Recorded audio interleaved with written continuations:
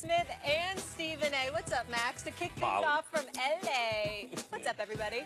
Stephen A. The things, so good. The things I subject myself to for this show. It's unbelievable. And he's not going to let up. He hasn't let up in months. He's not going to let up. Why would he? It's hilarious. He's not going to let up. What I want to know is why didn't we know you had a brother? You know what? I'm still trying to figure that out. He said he's a twin brother from my stepdad. I wasn't aware. It's so good. You want to know the best part, Max? Jamie Foxx is going to be with us the entire second Most hour. talented man in the world. Go anywhere. You know it's going to be hilarious. Must see. But gentlemen, let's get into why we are here. You know what it is. The Lonzo Ball era beginning tonight. The Chino Hills prodigy, the Lakers' #2 overall pick, debuts tonight in purple and gold against the Clippers. Stephen A., will Lonzo Ball be worth the hype? To me, no. And that's not to knock him as a player. I think that he's going to be box office from the standpoint that people are going to be incredibly curious about what they see from him. He's got a high basketball IQ. He's a cerebral ball player. He's got skill. I'm not trying to take anything away from him, and I'm rooting for the brother. I really, really am. But I think that his father has has basically deposited some checks that his son can't cash. The way that his father has talked about him, listen, I know players that have looked me in the face and said when they go against him, they're going to drop 60. Okay? I can tell you that Jamie Foxx and others will tell you that they've spoken to players who said the same thing. You've got dudes throughout the National Basketball Association who are literally salivating at the mouth to get a hold of this young brother because of how much trash his father has talked. They know he's a nice kid. They know he's got promise. They believe in years to come that he's going to be legit and validate that #2 overall selection in this past NBA draft. However, Russell Westbrook, Steph Curry, who his daddy said he was better than, Chris Paul, or James Harden, whoever he's guarding at that particular moment in time, the list goes on and on and on. Max, I got to tell you, these brothers and what they want to do to this kid because of LeVar Ball's mouth. And it's nothing malicious, because they don't take LeVar Ball the way people have tried to judge him as a father and all of this. They're just talking about his mouth about basketball. They're from a competition perspective. They want LeVar Ball in attendance. It's so bad for Lonzo Ball. I think it's one of those situations where it would be advisable for his daddy not to show up because if they see him in the stands, that's going to make them want to go at Lonzo. They'll be motivated. I'm sure everyone's going to come at him, and he's going to lose those one-on-one battles to more athletic players. But you got to think about the way Lonzo Ball was raised. You can get on LeVar Ball for a lot of things, and he deserves some of them, but not for the way he raised his kids in terms of the way they think about basketball. He's not worried about life. He's not, but we're keeping it to the competition. The life stuff comes into, can he be consistent throughout his career, block out distractions, those kind of things. And I believe the answer is yes. He seems like a good kid, and you see from his college career, he had intense focus on him, and he performed. Though De'Aaron Fox got him in the tournament. Yes, 39. But LeVar was right here saying, yeah, he might get him one-on-one. It's a team game. LeVar Ball talks about how all his kids are going to play on the Lakers and they're going to keep the team together because no one's salary demands are going to break up the team. Whatever else you want to say about LeVar, he emphasizes team basketball and winning. Winning is the important thing. So can Russell Westbrook put 50 on Lonzo Ball? Of course. Russell Westbrook put 50 on a lot of guys, and Lonzo Ball's not the most, the quickest, most athletic point guard. It's not about the one-on-one matchup at that position. In fact, the league oftentimes becomes too much about the one-on-one matchup at that position. Lonzo Ball is about what, Stephen A? Making everyone around him better.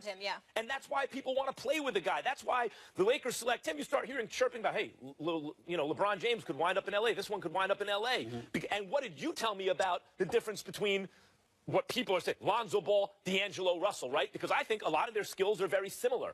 But Lonzo Ball has given the impression, based on experiences people had with him, they want to play with the guy. First of all, when he was at UCLA and people were looking at him for the draft, what they said about Lonzo Ball is that he had that it factor. That it factor because he galvanizes guys around him. They talk about his leadership ability and wanting to play with him. That's something different than what they said about D'Angelo Russell, who, by the way, dropped 30 in his debut as a Brooklyn Net yesterday against the Indiana Pacers. But here's the point that we all need to recognize about what you're saying in regards to Lonzo Ball.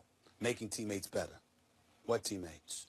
Because guess what? The Los Angeles Lakers don't have much of a team. I'm just going to put it out there. All right? The bottom line is this. We hope that they will look good. We hope they will be respectable. I mean, this kid, Caldwell Pope, This brother right here can play. He's a two-way player. He's got skills. He's getting $17 million a year. He's looking for a $100 million contract. He's going to be a free agent next summer. You got to remember, my sources tell me that initially D-Wade was supposed to end up in Los Angeles, but Pope ended up there. Obviously, Magic Johnson decided to go in a different direction. We don't know what kind of impact that's going to have on LeBron's future decisions. But just going down this roster, Brook Lopez, he's good for 20 and 10, but he's as slow as a snail with arthritis. And last time I checked, snails don't have arthritis. You're talking about Lonzo Ball. One of my boys just texted me with a quote, ironically, that a player said to me about Lonzo Ball about 3 weeks ago. They said Lonzo Ball couldn't guard a headache with a bottle of aspirin. That's what they said. That's what they said. Now, I'm not going to be cruel on the brother. I like him. He's got a lot of promise, a lot of skill. I believe in his upside. But I'm looking at the Lakers roster. Guess what, Max? Guess what, Max? How can you do but so much if the players around you can't do but so much? And that's the question. The next question we have coming up from Molly, I think we're going to get into that. I want to take it back to whether he's going to be worth the hype. Look, if he turns out to have a career like Mark Jackson, would that be worth the hype? Because he is more athletic than Mark Jackson, and he looks like that kind of passer who makes the guys around him better. And Mark Jackson had an excellent career. Jason Kidd, if he could turn out to be that would be Hall of Fame. No one would doubt that would be worth the hype. And I think that's sort of the upside of what he could maybe be, a Jason Kidd player. But I think comfortably we could say it's Mark Jackson certainly within his grasp, even if he's not the most athletic guy. And that would be considered not unworthy of the hype. Does Magic Johnson know about point guards? I mean, Magic Johnson's first major move that we're going to really remember, not just moving contracts, is in the draft selecting Lonzo Ball to run the new era of Showtime. I will defer to Magic Johnson's sensibilities of who can run the point in L.A. Well, again, we're not questioning who he selected as the point guard. What we're saying is when you are the quintessential point guard, you're only as good as the parts around you, because it's about distributing, it's about captaining, it's about being a floor general. And if you got a bunch of weak soldiers, you got a problem. Now, I like Jordan Clarkson. I like him a lot. Listen, I like him. I like Pope a lot. I like those two. I like this kid Kuzma. I like Larry Nance Jr., who's a utility dude, but the Julius Randles of the world, the Brook Lopez of the world. And I want to be on the record here. I could be wrong. I will put myself out on fresh sheet. I could be wrong. I'm not a big fan of what I've seen from Brandon Ingram. I mean, first of all, they said that he worked religiously. They gave him credit. He was the first one in, the last one to leave, working hard all summer long. I watched him. He don't look like he's gained a pound. I'm tired of these comparisons to, oh, my goodness, he's ultimately going to be Kevin Durant. But not even in the same. But hold on. That's KD. When I ran into him, I thought I was looking at myself at the same age. Well, it must have been looks, because the damn show wasn't his game. Because I'm telling you right now, there's nothing about Brandon Ingram's game that reminds me of Kevin Durant. And I'm talking about when Kevin Durant came out of Texas as an All-American. I'm just saying, I don't see anything of Brandon Ingram's game that reminds me of him. Came Nothing. Out, and he started practicing and stuff, and summer league stuff. Okay. What the sensibility was about him is he has a chance to be good, but it ain't going to be this year or next. This is going back to last year. He was so thin and so physically unprepared for the league that it's going to take several years for him to get to be a good player. But people who know the game, like KD, think he's going to be excellent. Brandon Ingram? Yep. All right. I hope that, listen, I'm not rooting against him, but he's a young brother.